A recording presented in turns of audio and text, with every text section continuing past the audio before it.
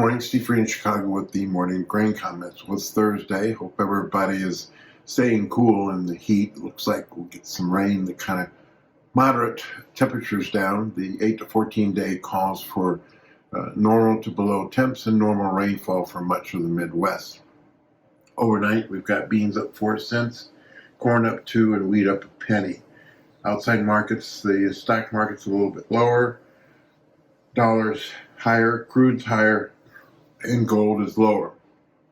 It's export sales day today for the wheat.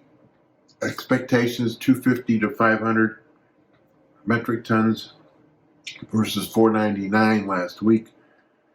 Old crop corn 60 to 350 versus 97. New crop 250 versus 800 versus 565. Soybeans 100 to 350 versus 271 last week. New crop 250 to 500 versus 529.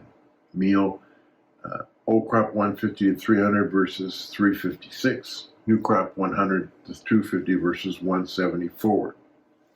Again, the market continues to talk about bigger U.S. and South American corn and soybean crops. And in the wheat market, we've seen a little bit of a bounce as a cash squeeze in Russia with farmers not selling the crop. And the Russian July exports were only 600,000 tons versus 2.5 last year.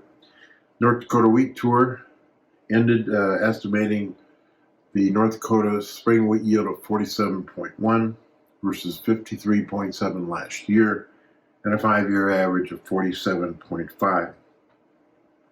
China continues to buy South American beans in that October-November slot, which is normally U.S. sales.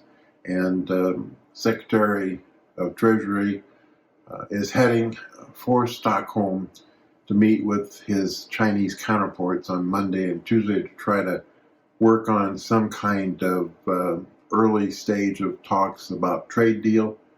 But it seems like it's going to be a meeting with President Xi and Trump in October that might break the ice.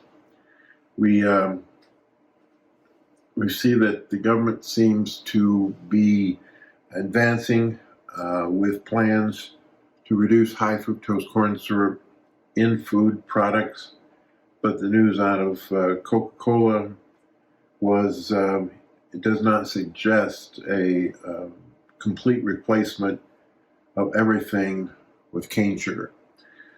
We also note that the wheat market has some resistance because of high hard red winter wheat stocks, and it tries to compete with export and feed demand. Matif was lower and had the second largest drop during the month of July yesterday. So we'll digest the export sales numbers. We'll look at the technical side of the market and the money flow, and going into the weekend.